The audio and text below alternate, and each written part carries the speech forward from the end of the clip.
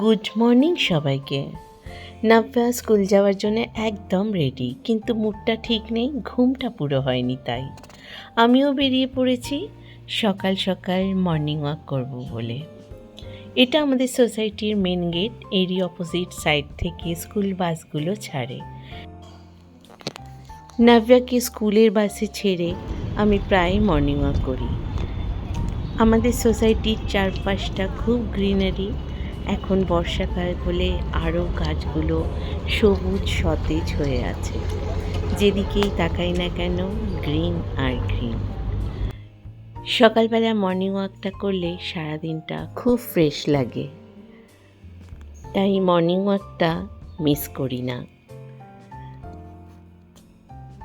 এখানে চলছে ক্রিকেট খেলা, এখানে ফুটবল, বাস্কেটবল সবই খেলা হয়।